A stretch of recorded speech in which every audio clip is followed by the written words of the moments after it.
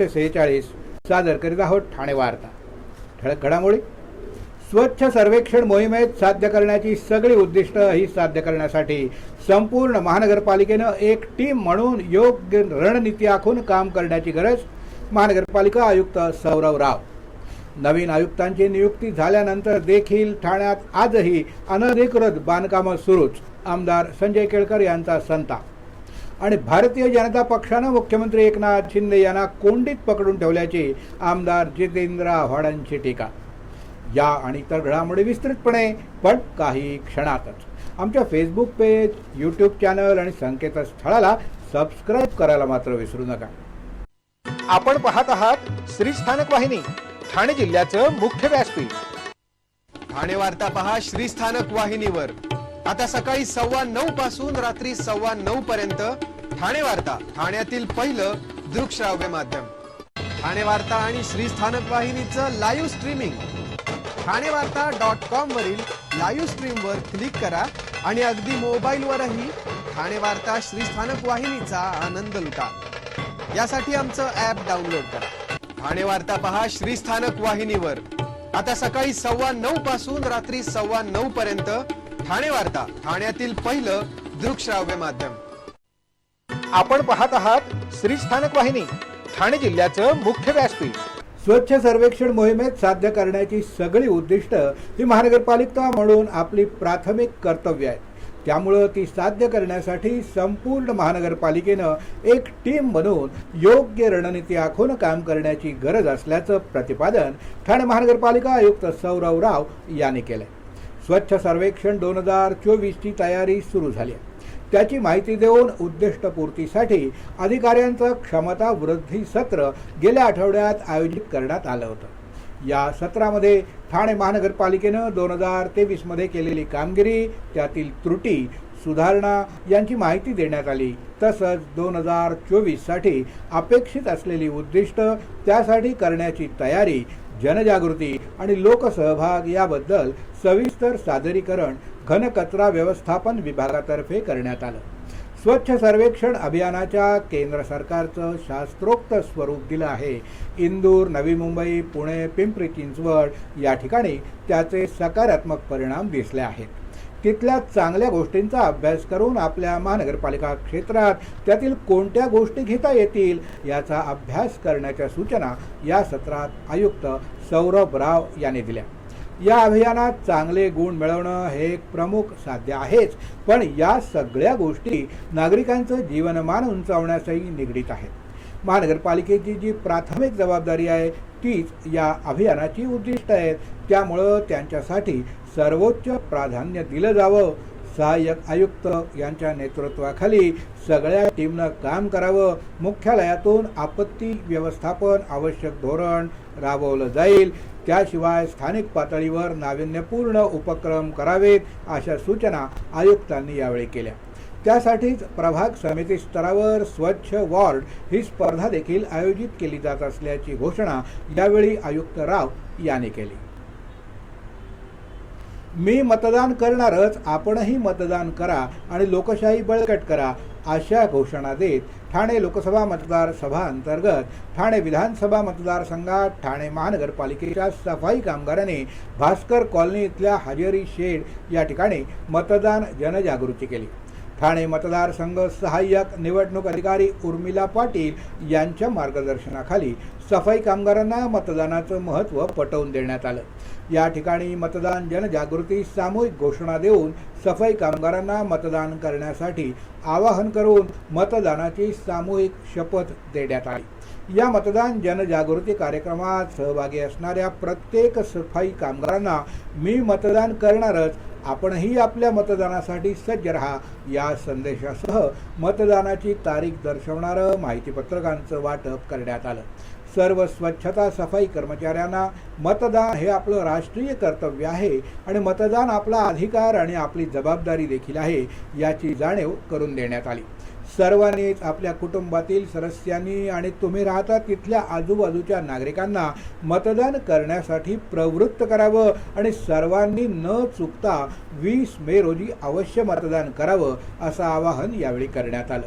यावेळी सफाई कर्मचाऱ्यांनी मोठ्या आवाजात सामूहिकपणे आम्ही राबवू स्वच्छता अभियान, पण तुम्ही करा हक्कानं मतदान या घोषणेद्वारे मतदारांना मतदान करण्याचं आवाहन केलं. जिल्हा परिषदेच्या मुख्य कार्यकारी अधिकारी छाया शिसोदे यांच्या मार्गदर्शनाखाली ड्रोन पायलट प्रशिक्षण पूर्ण करण्यात आलं आहे. प्रशिक्षण पूर्ण करून आलेल्या महिलांना मुख्य कार्यकारी अधिकारी छाया शिसोदे यांच्या हस्ते प्रमाणपत्र देऊन गौरवण्यात आलं. जिल्हा परिषद ठाणे अंतर्गत ग्रामपंचायत विभागामार्फत नाविन्यपूर्ण योजना, स्टार्टअप ठाणे ग्रामीण योजना, उपजीविका निर्माण करण्याकरता महिलांना व्यावसायिक आणि तांत्रिक प्रशिक्षण योजना अंतर्गत ड्रोन पायलट प्रशिक्षण देण्यात आलं.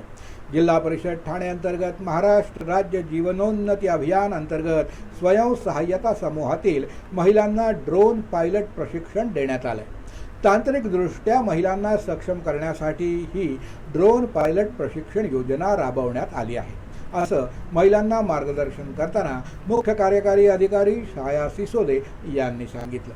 महाराष्ट्र राज्य ग्रामीण जीवनोन्नती अभियान या योजनेअंतर्गत स्थापित स्वयंसहाय्यता समूहातील एकूण 12 महिलांना डेफी एरोस्पेसचा कंपनीमार्फत कर्नाटक इथे ड्रोन पायलटचं प्रशिक्षण देण्यात आलं. ड्रोन प्रशिक्षण अंतर्गत स्वयंसहाय्यता समूहातील महिलांना दिलेल्या प्रशिक्षणाद्वारे पर्यावरण संवर्धन, आपत्ती व्यवस्थापन, सर्वेक्षण आणि बांधकाम, सुरक्षा आणि सर्व व्हायलन्स, वितरण आणि लॉजिस्टिक या आणि अशा विविध क्षेत्रात महिला उत्तम कामगिरी करू शकतात. यापुढील घडामोडी एका छोट्याशा ब्रेक नंतर. कुठेही जाऊ नका, आम्ही लगेचच परत येतो. पाहत रहा फक्त ठाणे वार्ता. सर्व नागरिकांना आवाहन करण्यात येत आहे की सध्या डासांमार्फत पसरणाऱ्या डेंग्यू या आजाराचा प्रसार रोखण्यासाठी प्रत्येकाने पुढीलप्रमाणे कार्यवाही करावी. डेंग्यू आजार एडिस इजिप्ती हा डास चावल्याने होतो. या डासांची पैदास साचलेल्या किंवा साचवलेल्या स्वच्छ पाण्यामध्ये होते. 8 दिवसांपेक्षा जास्त दिवस पाणी उघडे व साचून राहिल्यास त्यात डास अंडी घालतात. अंड्यांच्या अळ्या तयार होऊन पुढे डास तयार होतात.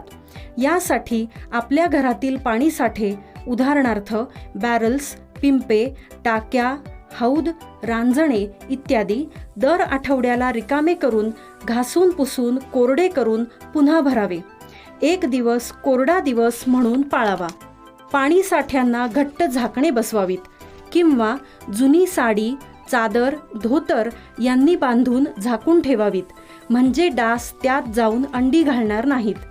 घराच्या गच्चीवर, आजूबाजूला, अंगणात कोठेही पाणी साचू देऊ नये. भंगार सामान उघड्यावर टाकू नये.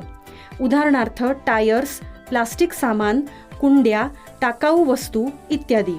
अशा सामानात पावसाचे पाणी साठून त्यात डेंग्यूच्या डासांची पैदास होते.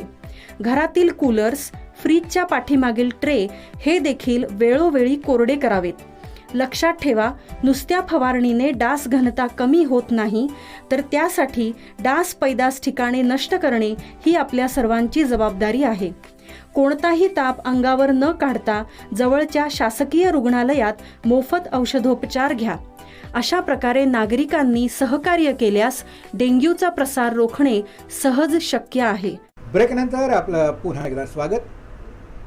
ठाण्यातील अनधिकृत बांधकामांच्या विरोधात आमदार संजय केळकर यांनी नागपूर अधिवेशनात आवाज उठवताच मुख्यमंत्री एकनाथ शिंदे यांनी कठोर कारवाईचे निर्देश दिले होते. मात्र तत्कालीन आयुक्तांनी कारवाईचा केलेला फार्स. नवीन आयुक्तांची नियुक्ती झाल्यानंतर देखील ठाण्यात आजही अनधिकृत बांधकामं सुरूच असल्याचा संताप आमदार संजय केळकर यांनी व्यक्त केला. ठाण्यातील अनधिकृत बांधकामांचा मुद्दा आमदार संजय केळकर यांनी नागपूर अधिवेशनात गाजवला होता. त्यावेळी आमदार संजय केळकर यांनी ठाणे महानगरपालिकेचे अधिकारी आयुक्तांच्या आदेशाची कशी पायमल्ली करतात याकडे सर्वांचंच लक्ष वेधलं होतं.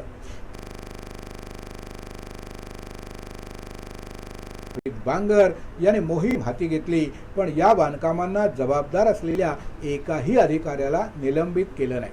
केवळ एका सहाय्यक आयुक्ताला सक्तीच्या रजेवर पाठवून कारवाईचा नुसता फार्स केला. याबद्दलची खंत आमदार संजय केळकर यांनी नवे आयुक्त सौरभ राव यांच्याकडे व्यक्त केली आहे. काही जिल्ह्यांमधील बांधकामांचे तपशील तक्रारदारांकडे सादर केले, पण कारवाई शून्य. 72 माणसं या शहरात एका इमारत दुर्घटनेत मृत्युमुखी पडली, तरी सुद्धा प्रशासनाला अजून जाग आलेलीच नाही. ठाणे पश्चिमेकडील उथळसर प्रभाग समिती क्षेत्रातील पहिली राबोडी इथं शेरू कुरेशी या हॉटेल मालकानं आपल्या सागर हॉटेलच्या इमारतीवर बेधडकपणे बेकायदा मजले उभारायला सुरुवात केली. या विरोधात राबोडीतील एका तक्रारदारानं दाखल केलेल्या रिट पिटिशनवर उच्च न्यायालयानं ठाणे महानगरपालिकेला आदेश देऊन सुरू असलेलं अनधिकृत बांधकाम तात्काळ रोखण्याचं बजावलं. न्यायालयानं स्पष्ट निर्देश देऊन देखील उथळसर प्रभागाचे अधिकारी ढिम्म असल्याचं जावेद शेख यांनी निदर्शनाला आणून दिले. ही बाब देखील आमदार संजय केळकर यांनी आयुक्तांच्या निदर्शनास आणून दिली. अशीच परिस्थिती बाळकोम, ढोकाळी, कळवा, मुंब्रा, वागळे इस्टेट, कोपरी या भागात देखील असून तिथं कारवाईचा केवळ फार्स न करता प्रत्यक्ष ठोस कारवाई करण्याची मागणी नागरिक करत आहेत. सध्या आचारसंहिता सुरू असून आयुक्तांनी ही बांधकामं तोडण्याची मोहीम हाती घेण्याचे निर्देश अधिकाऱ्यांना दिले आहेत. मात्र तरी देखील या प्रभागात अनधिकृत बांधकामं मोठ्या प्रमाणात सुरूच असल्याचं आमदार संजय केळकर यांनी आयुक्त राव यांच्या निदर्शनास आणून कठोर कारवाईची मागणी केली आहे. भारतीय जनता पक्षाने मुख्यमंत्री एकनाथ शिंदे यांना कोंडीत पकडून ठेवलं असल्याची टीका आमदार जितेंद्र आव्हाड यांनी केली आहे. कल्याण लोकसभा मतदारसंघातील शिवसेना उद्धव बाळासाहेब ठाकरे गटाच्या उमेदवार वैशाली दरेकर यांचा नामनिर्देशन पत्र दाखल करण्यासाठी आव्हाड कल्याणमध्ये आले असताना पत्रकारांशी बोलताना त्यांनी ही टीका केली. कल्याण डोंबिवलीत भारतीय जनता पक्ष उतरायला तयार नाही आणि ठाण्यात मात्र आपल्याला सीट पाहिजे, यासाठी मुख्यमंत्र्यावर दबाव कायम ठेवला जातोय, असं देखील आव्हाड यांनी सांगितलं. कल्याण डोंबिवलीमध्ये भारतीय जनता पक्ष उतरायला तयार नाही आणि ठाण्यात उमेदवारी मिळावी यासाठी दबाव टाकला जातोय. आपल्या घरात आपण राजे असतो, पण शेजारच्या घरात मात्र अशी परिस्थिती नसते. ही स्थिती होणार आहे हे माहिती होतं.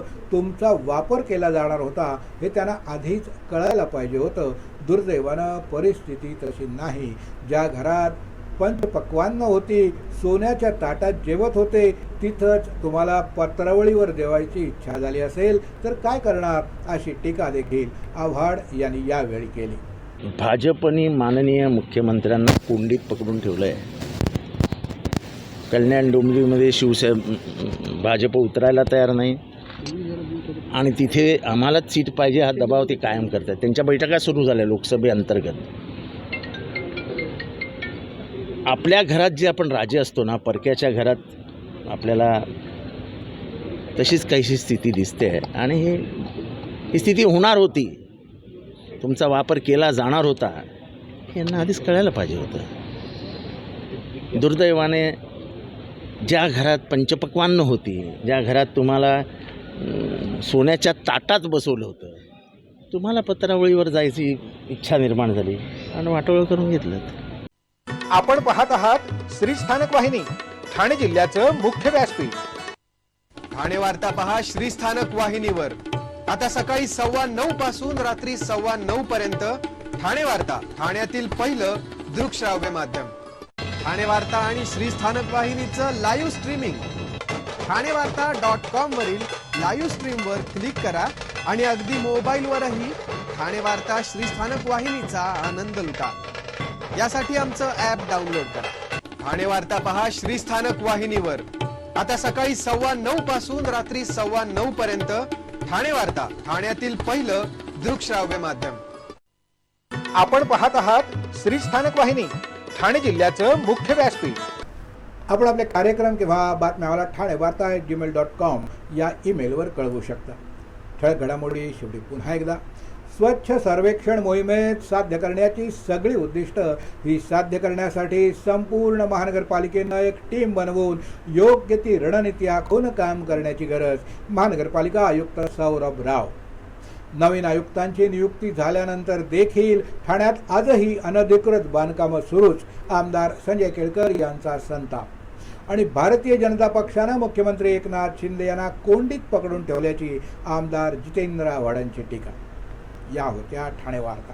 आपली एखादी बातमी बघायची राहून गेली असेल तर आपण आमच्या ठाणेवार्ता.in या संकेतस्थळाला किंवा फेसबुक पेज तसाच यूट्यूब चॅनलला अवश्य भेट द्या.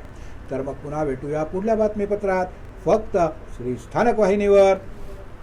धन्यवाद.